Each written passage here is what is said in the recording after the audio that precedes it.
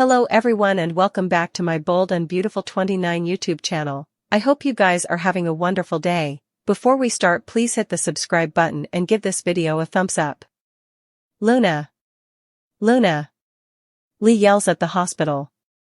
As Lee performs chest compressions, the nurse warns they're losing her. Get moving, Luna. Lee tries to startle Luna when she flatlines. Luna, don't you dare die on me now. The strength of Nozawa, she exhales in relief as she gets her back. As Bridget takes over, Lee says she must call her sister and asks Luna to stay with them. Steffi observes as Finn works frantically on Liam.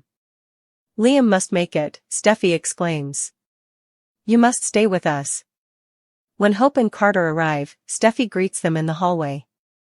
Hope sobs that Finn must come to his rescue. In there is the father of their girls. Steffi informs them that Luna shot Sheila, but he is still alive since Liam came to her aid and saved her. He kept his promise to always keep them safe. She is unaware of how he obtained the firearm from Luna, but he did. He shot her when she lunged at him. To save them from Luna, he exerted all of his last might. The three of them are currently undergoing surgery, but she believed he was dead. She leads them to the window for observation. Liam slips into shock after Finn is unable to stop his bleeding. Finn implores him to persevere. They can't wait any longer, Finn says. The bullet must be released immediately. He can get rid of it. As Steffi, Hope, and Carter walk in, Hope murmurs, Liam, please get through this. We cannot let you go.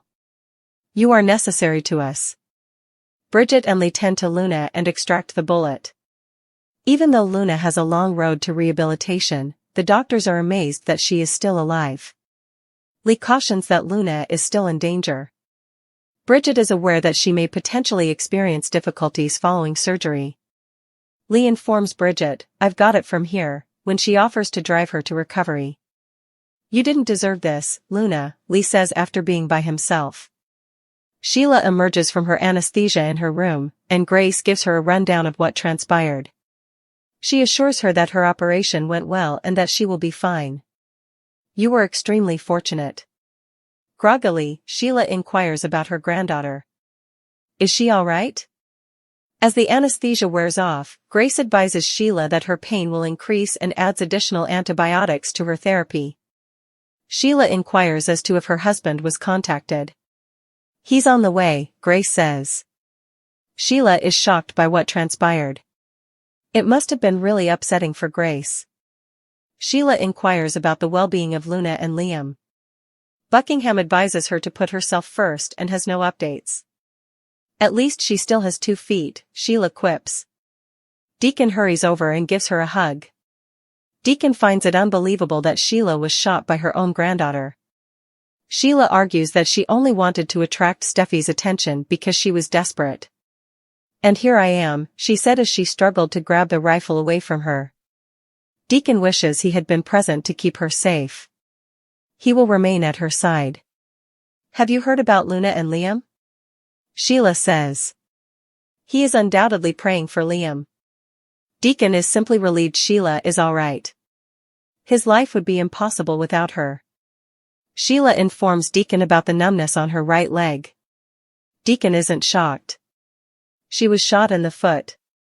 He informs her that she is down to 8 and that he will no longer refer to her as 9 toes. Sheila believes he is kidding, but he isn't. Sheila exclaims, oh my God.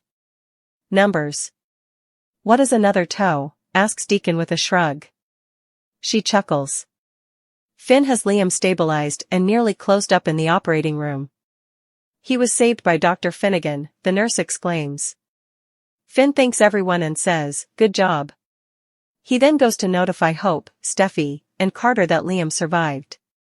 If all goes well, he should make it through this. Oh, thank you. Steffi flings herself on Finn's chest. Finn keeps an eye on Liam's health and tries to wake him up so he can respond. Hope and Steffi enter. Finn warns them that he might be put under sedation for some time. They want him to take it easy. Although stable, he continues to fight for his life. They say that he's been through a lot. Hope walks over to the bedside and requests to talk to Liam. She pulls up a stool, assures Liam that everything will be alright, and reminds him that he vowed to fight for his girls. "Remember, you are incredibly strong. He's going to beat this," she sobs. "You must stay with us because we depend on you." "Not quite yet. Not right now." She breaks down when Steffi approaches and gives her a hug. "I'm her mother," Poppy says when she arrives at the hospital and requests to see Luna. Steffi approaches and asks, "Do you have any idea what your daughter has done?" followed by Hope and Finn.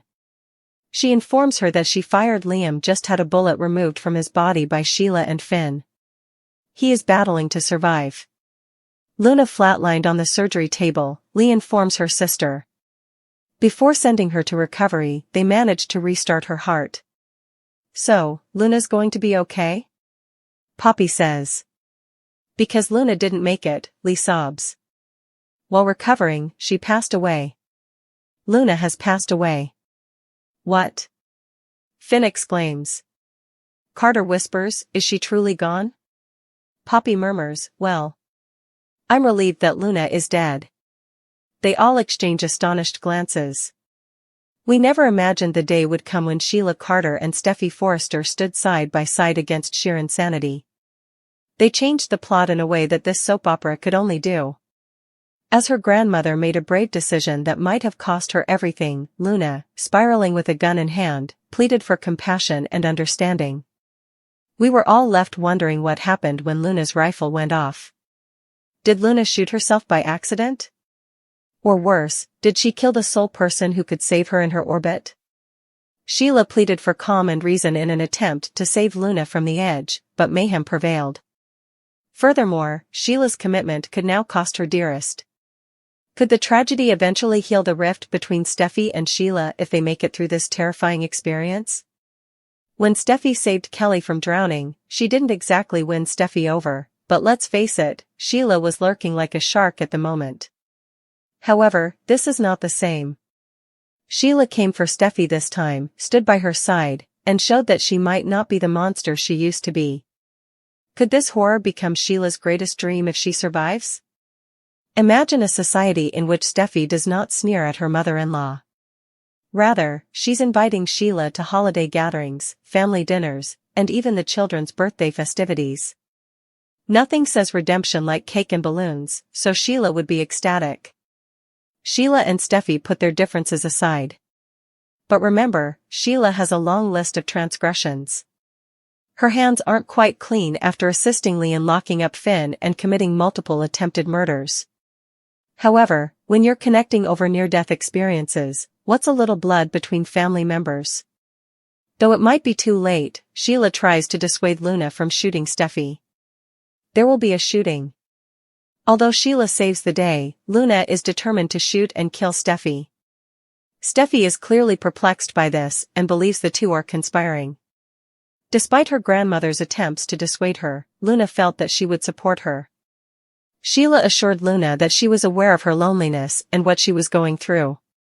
However, she was not going to get her father's approval today.